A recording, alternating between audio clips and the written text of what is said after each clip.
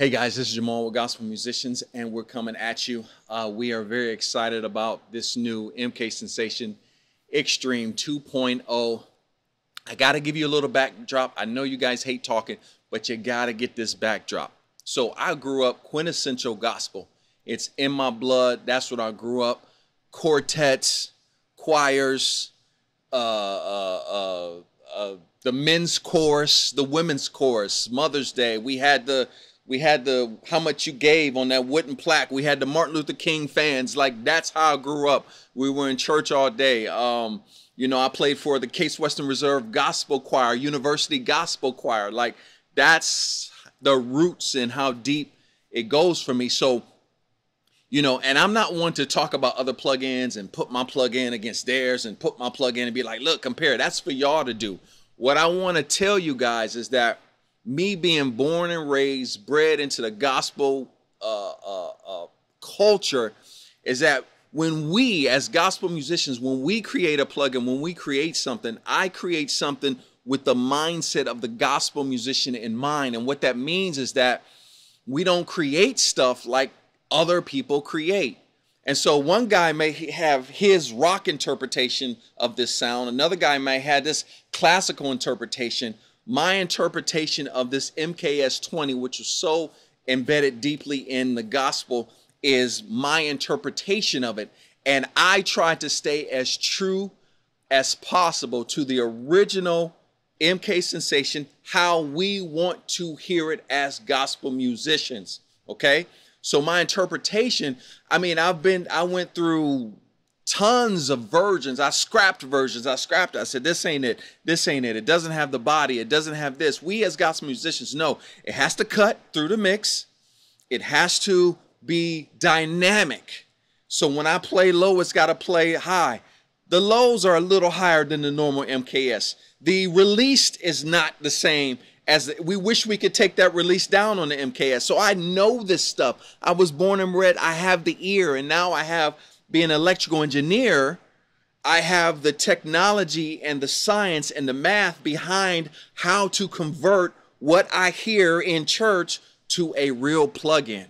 So MKSensation, this is going to be an overview. There's going to be talking in this. So if you're not interested in talking, then let this one go. We got a whole bunch of other stuff with the playing. The thing about this MKS is the first highlight. I'm just going to highlight the top 5 or 6 things. The first thing you got to know is that this interface is crazy. Every single 1 through 8 has its own oscillator, has its own effects, 1 through 8, a global and a master. So this version is actually 8 synthesizers in one, with all of its independent amp, control, filter, LFO, and mod section. Okay? This is completely independent. That's why we called it Xtreme. All right? Now, let's get to the core, the MKS version. Look, I know the Contact version was out 5 or 6 years ago. So my programming skills from 5 or 6 years ago are way different. The way I look at stuff, the way I apply math, the way I do the synthesis is completely different. So you can't even begin to describe this version. I know the Contact version is average at best right now. So this version, I finally did what I really wanted to do. I added the oomph. I added the richness. I added the weight. I know how to do all this from a technical standpoint. I added the cut, the way it cuts. You can hear. That's what a gospel musician wants to hear. They want to hear that cut, but it's not too high. And the highs are smooth. And it has an analog feel, but not too much. It's not sterile. When I play my lows, but when I pop it, that's what you want. My lows, they're low, but they don't growl too much. I'm going to show you something. This is what gospel musicians want in their MKS. This is what a real MKS sounds like on this release. Let me turn it up a little more. This number, yeah, we're on number 1, so. Sorry, we're on number 3. So this is what the real hardware sounds like. Maybe not that much. It has a release like that. Gospel guys don't like that. So I turn it down.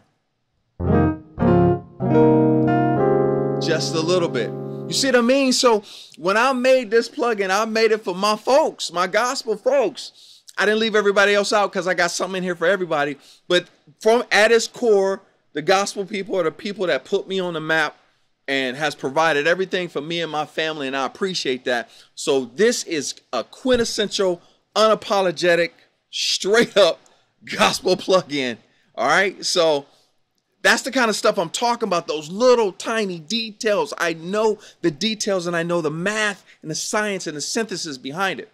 So I have, watch this. Look at this. MKS Piano 1A, MKS Piano 1B. I have 2 versions of each EP. I have 2 versions of them. Why did you say that, Jamal? Because the way you run it through one mic pre may be run different through another mic pre. So this might be thinner. You might like a little thinner one. You might like a super thick one. I ran it through 2, so you have 2 versions of the MKS piano. Okay? So now another thing. Here's the sleeper, here's the sleeper, here's the sleeper. The sleeper, and my favorite MK, here's the sleeper. The sleeper of this whole thing is the P330. So not only did I sample or recreate the MKS Piano 1, I created the P330 Piano 1 and Piano 2. Even the Power Grand has 1 and 2, a super Power Grand. Through synthesis and technology, I was able to recreate the original and create some of the stuff. Y'all know that that Power Grand around that C4 has that thuddy, that C4 sound. Some of you like it, some of you wish it was gone. I took care of that. That's the details. So the P330, a lot of people don't realize that when they hear those classic gospel albums, it's not the P330. That it's not the MKS Piano 1 they're hearing, it's the 330 Piano 1. That's the one that cuts through. And actually, here it is. You hear that richness?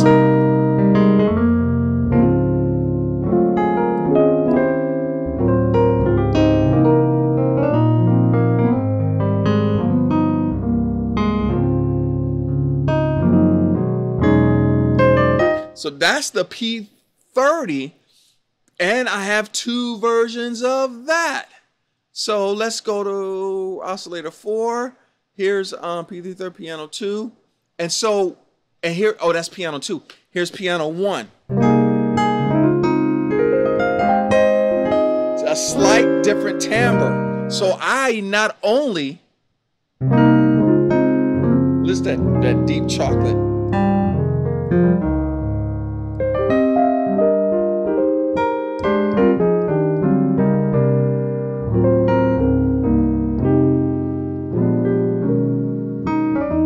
So not only did I sample the MKS, I sampled the P330 because it has a different sound and a different timbre. Now I didn't sample all of the P330s because, to be totally honest, it's a waste of time because the MKS is deeper, stronger, and more warmer than the P330, except for Piano 1 and Piano 2, which are very rich. Okay? All right, so the other thing we have here is live set. So we want to call this a live gigging module. We have a live set here where you can control, you've been asking me about the transpose and the octave and the velocity curve and muting the whole thing. All of this can be controlled through right clicking, and right here you can learn the MIDI program change. You can disable it. And so basically, once you learn the program change, you'll be able to have a live set, and you'll be able to flip through all of the live sets right here, and it's just perfect. So you put your preset here, you put your preset here. These are all of the presets you're going to use for the concert, and then you program your learn program change. And once you change it on your keyboard, it'll change that and it'll flip to each preset and you have your live set. You can save your live set here and there you go. All right. So yeah, so your live set is saved through this section right here, the user banks. And there you go. You have a live set. Now, let me show you something here. We have what we call easy sound switching. Yamaha came out with this a while ago. We have it now. So I'm playing let's try this. I'm playing a piano 1B. So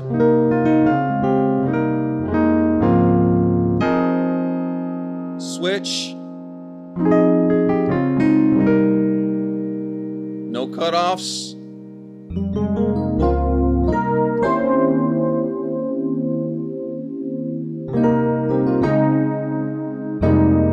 Turn this off.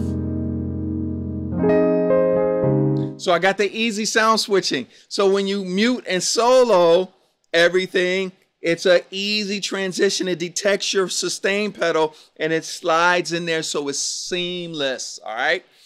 The other thing, oh gosh, you guys are going to love this. Split mode, sound 1 on, sound 2, select it. That's how easy it is to split. You want to select more, hold the control or the command, bam, split, bam, bam, bam, bam, split.